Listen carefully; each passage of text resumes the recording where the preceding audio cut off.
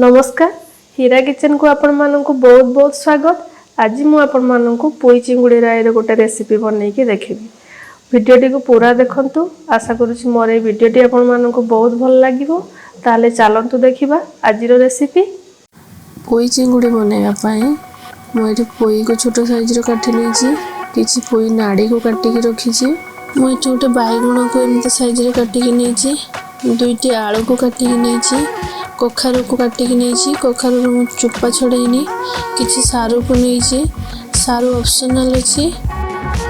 मु एठी 3टी सुखिला लंका को नेछि। रसुण 6 ରୁ 7 पाखुडा नेछि। जीरा हाफ चामच नेछि। सोरिष 2 चामच नेछि। 5 फुटण 1 चामच नेछि। मु एठी गोटे टमाटो को छोटो साइज रे काटि के नेछि। दुईटी प्याज को छोटो छोटो साइज रे काटि के नेछि।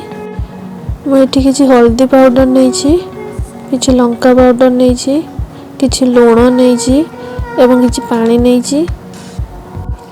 मु एठी किछि चिंगुड़ी को नेछि। पोई बेसर बनैबा पई एबे आमे रसुण सोरिष एवं जीरा को अल्प पानी देई ताको पेस्ट करनबा।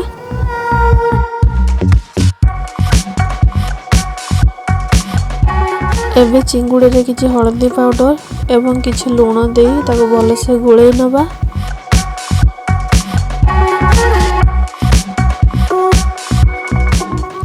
एबे गैस ऑन करी कढ़ाईटी गरम करनबा।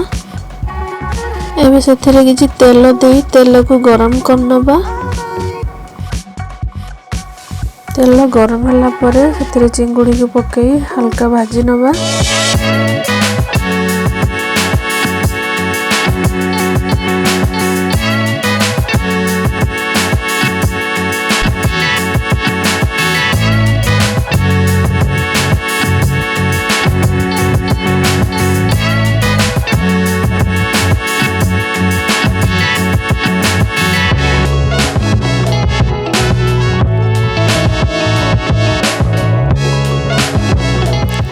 देखंतु चिंगुड़ी हमर भाजी गलानी।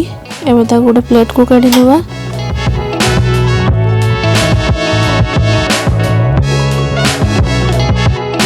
एबे कढ़ाई रे किछि तेल दे दबा एवं तेल गरम होला परे सेथिरे 2-3टी सुखिला लंका पकेई नबा एवं ताको टिके भाजी नबा।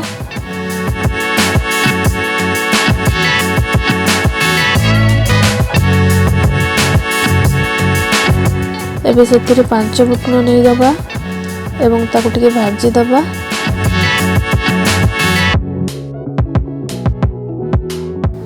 एबे सेथिरे रखिथिबा कटा प्याज को पकेई नबा एवं ताको अल्प टाइम पई भाजी नबा।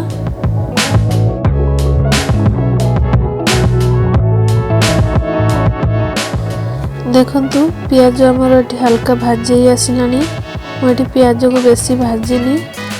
एबे सेथिरे रखिथिबा कटा टमाटो को पकेई नबा एवं ताको हल्का नरम होबा जाए टिके भाजी नबा।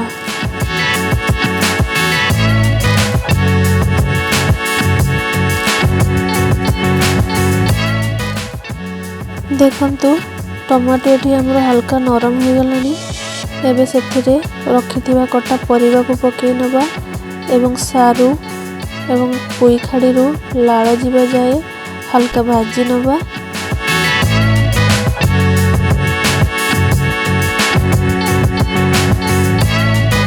मु एबे हल्दी कि लूण किछि यूज करिनी कारण हल्दी लूण दबा द्वारा पोई खाड़ी रो अधिक लाळ बाहरी थाए।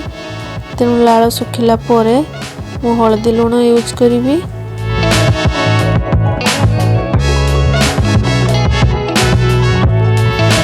देखंतु परिबा हमर हल्का भाजी आसलानी। एबे सेथिरे अल्प टिके हल्दी पाउडर लंका पाउडर एवं किछि स्वाद अनुसार लूण नै नबा। हल्दी पाउडर हमें बेसी पकेइबानी कारण सागरे हल्दी पाउडर बेसी देले भल लागिबनी एवं ताकू मिसेई नबा।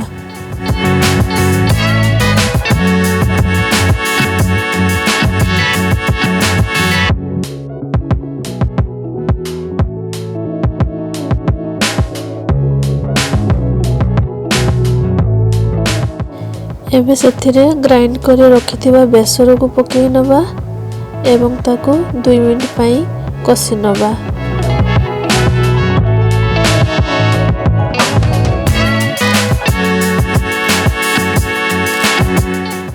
दुई मिनिट हो गलानी। एबे सेथिरे किछि पानी दे दबा।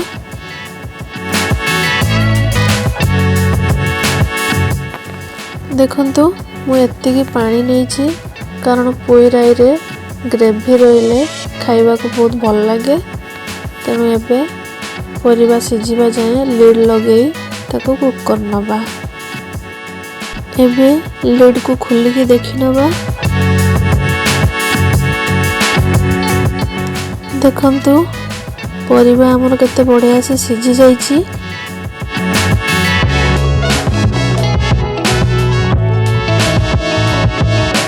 परिबा सिझिला परे ए स्टेज रे हमें पोई को पकई नबा एवं सब को भल से मिसई नबा।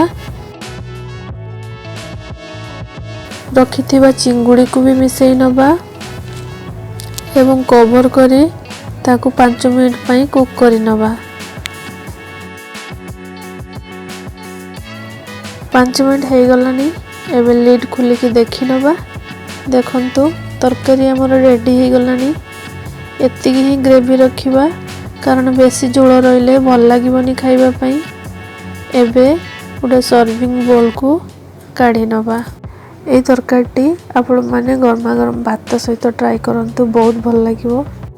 जदि आपण मानको मोर रेसिपीटी भल लागि थाए ताको लाइक शेयर एवं सब्सक्राइब करबा को जम्मा भी भूलिबानी। Thank you.